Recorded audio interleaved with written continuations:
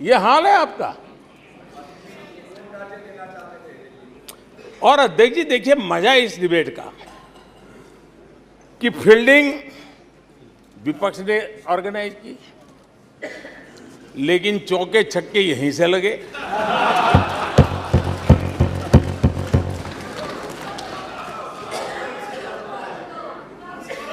और विपक्ष no confidence motion पे नो बॉल नो बॉल पर ही करता आगे चलता जा रहा है। इधर से सेंचुरी हो रही है, उधर से नो बॉल हो रहे हैं।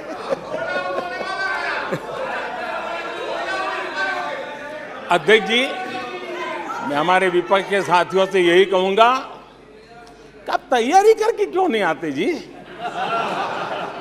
थोड़ी मेहनत कीजिए। और मैंने 5 साल दिया आपको मेहनत करने के लिए। 18 में कहा था कि 23 में आप आना, जरूर आना। 5 साल भी नहीं कर पाए आप लोग। क्या हाल है आप लोगों का, क्या दारिद्र्य है। HAL खत्म हो गया है। भारत की डिफेंस इंडस्ट्री खत्म हो चुकी है। ऐसा न जाने क्या क्या कहा गया था HAL के लिए। इतना ही नहीं, जैसे आजकल खेतों में जाकर के वीडियो शूट होता है, मालूम है ना? हाँ, खेतों में जाकर के वीडियो शूट होता है। हाँ। वैसा ही उस समय HAL फैक्ट्री के दरवाजे पर मजदूरों की सभा करके वीडियो शूट करवाया गया था और वहां के कामगारों को भड़काया गया था। अब तुम्हारा कोई भविष्य नहीं है, तुम्हारे बच्चे मरेंगे, भूखे मरेंगे, HAL डूब रहा है। देश की इतनी महत्वपूर्ण इंस्टीट्यूट को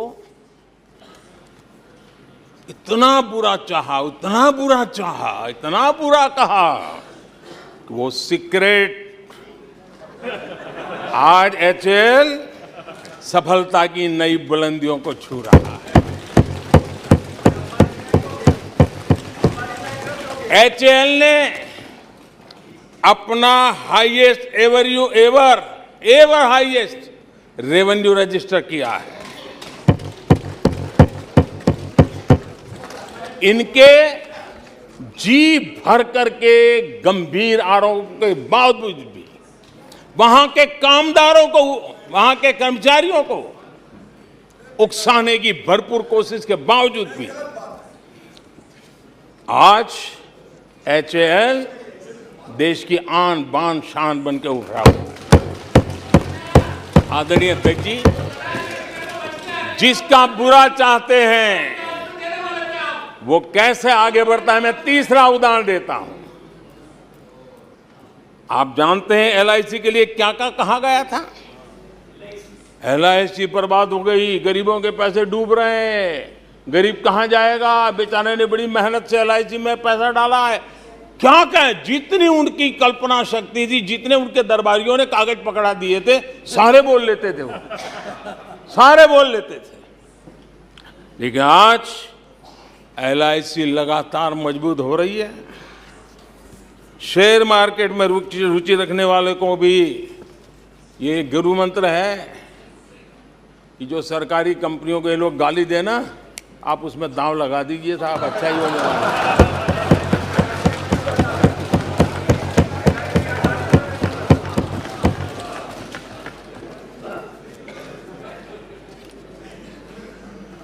आदरणीय अध्यक्ष जी, ये लोग देश की जिन संस्थाओं की मृत्यु की घोषणा करते हैं, उन संस्थाओं का भाग्य चमक जाता है।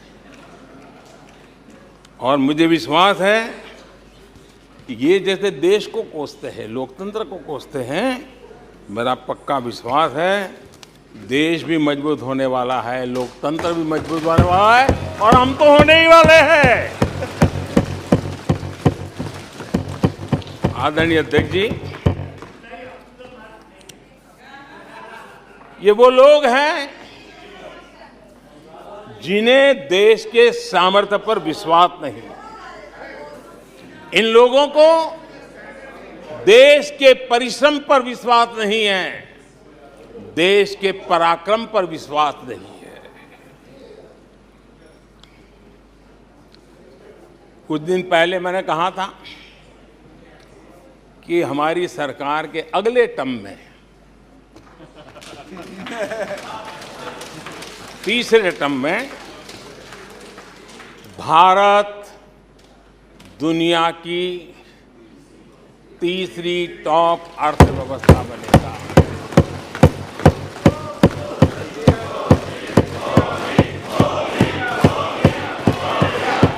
आदरणीय अध्यक्ष जी,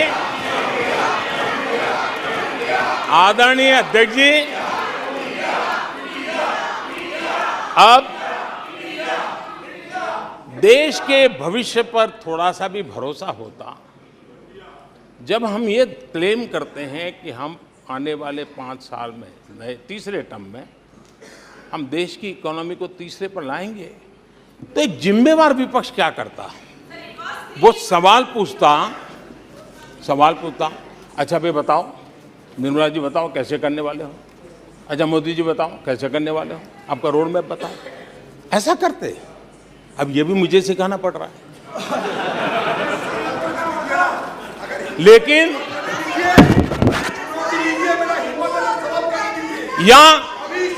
या वो कुछ सुझाव दे सकते थे, ये कुछ सुझाव दे सकते थे, या फिर कहते हम चुनाव में जनता के बीच जाकर के बताएंगे कि ये तीसरे की बात करते हैं, हम तो 1 नंबर पर लेके आएंगे और ऐसे ऐसे लेके कुछ तो करते यार। लेकिन हमारे विपक्ष की त्रासदी ये है, और उनके राजनीतिक विमर्श पर गौर कीजिए। कांग्रेस के लोग क्या कह रहे हैं? अब देखिए कितना कल्पना दारिद्र्य है। इतने सालों तक सत्ता में रहने के बाद भी क्या अनुभवताहीन बातें सुनने को मिल रही है जी। क्या कहते हैं ये कहते हैं इस लक्ष्य तक पहुंचने कुछ करने की जरूरत नहीं, ऐसे ही होने वाला है तीसरे नंबर पे। बताओ, मुझे लगता है कि इसी सोच के कारण वो सोते रहे इतने सालों तक, तो अपने आप होने वाला है। वो कहते हैं बिना कुछ किए तीसरे पहुंच जाएंगे, और कांग्रेस की माने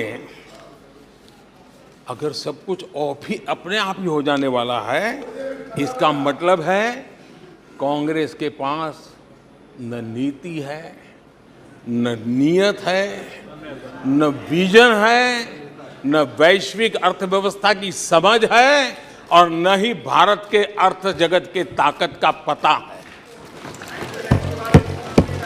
और इसलिए सोए सोए सब हो जाएगा, यही एक आदरणीय अध्यक्ष जी, ये वजह है कि कांग्रेस के शासन में भारत गरीबी और गरीबी को बढ़ाता गया। 1991 में देश कंगाल होने की स्थिति में था। कांग्रेस के शासनकाल में अर्थव्यवस्था दुनिया के क्रम में 10, 11, 12 इसके बीच में झोले खाती थी, झूलती रही थी। लेकिन 2014 के बाद भारत ने टॉप 5 में अपनी जगह बना ली।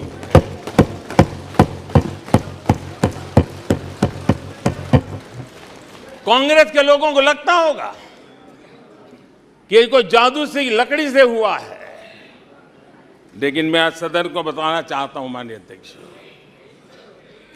रिफॉर्म, परफॉर्म एंड ट्रांसफॉर्म एक निश्चित आयोजन, प्लानिंग और कठोर परिश्रम की पराकाष्ठा, और इसी की वजह से आज देश इस मुकाम पर पहुंचा है। और ये प्लानिंग और परिश्रम की निरंतरता बनी रहेगी। आवश्यकता अनुसार उसमें नए रिफॉर्म होंगे और परफॉर्मेंस के लिए पूरी तरह ताकत को लगाया जाएगा और परिणाम ये होगी कि हम तीसरे नंबर पर पहुंच के रहेंगे। आदरणीय अध्यक्ष जी, देश का विश्वास मैं शब्दों में भी प्रकट करना चाहता हूं और देश का विश्वास है कि 2028 में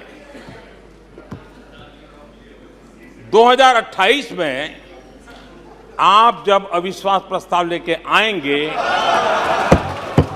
तब ये देश पहले 3 में होगा। ये देश का विश्वास है।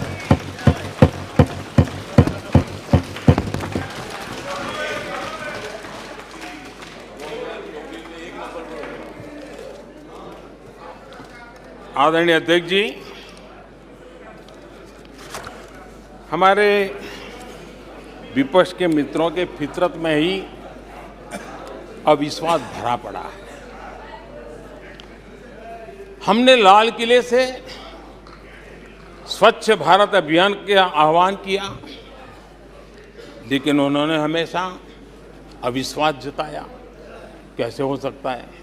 भाई गांधी जी भी आके गए, करके कह के गए, क्या हुआ? अब स्वच्छता कैसे हो सकती है? अविश्वास से भरी हुई इनकी सोच है।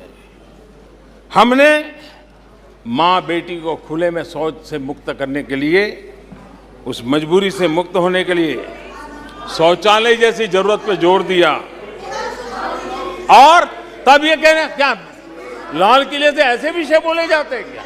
क्या ये देश की प्राथमिकता होती है क्या?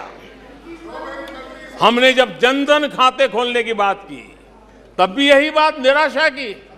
क्या होता है जन धन खाता? उनके हाथ में पैसे कहाँ है? उनका जेब में क्या पड़ा है? क्या लेके आएंगे? क्या करेंगे? हमने योग की बात की, हमने आयुर्वेद की बात की, हमने उसको बढ़ावा देने की बात की, तो उसका भी मखौल उड़ाया गया। हमने स्टार्टअप इंडिया की चर्चा की तो उन्होंने उसके लिए भी निराशा फैलाई। स्टार्टअप तो कुछ हो ही नहीं सकता है। हमने डिजिटल इंडिया की बात कही तो बड़े बड़े विद्वान लोगों ने क्या भाषण किए। हिंदुस्तान के लोग तो अनपढ़ है, हिंदुस्तान के मोबाइल चलाना भी नहीं आता है, हिंदुस्तान के लोग कहां से डिजिटल करेंगे? आज डिजिटल इंडिया, देश आगे है।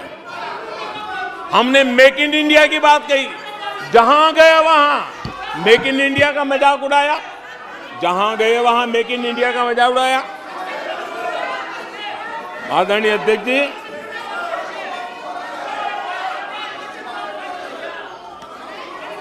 कांग्रेस पार्टी और उनके दोस्तों का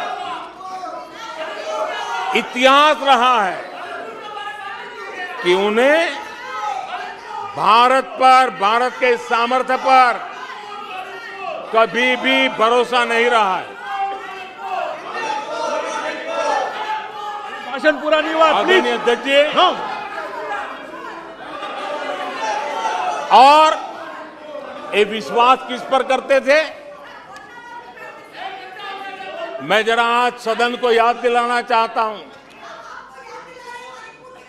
पाकिस्तान सीमा पर हमले करता था, हमारे यहां आए दिन आतंकवादी भेजा जाता था और उसके बाद पाकिस्तान हाथ ऊपर करके मुकर जाता था, भाग जाता था, बोले हमारी तो कोई जिम्मेवारी नहीं है, कोई जिम्मा लेने को तैयार नहीं होता था। और इनका पाकिस्तान से ऐसा प्रेम था कि वो तुरंत पाकिस्तान की बातों पर विश्वास कर लेते थे।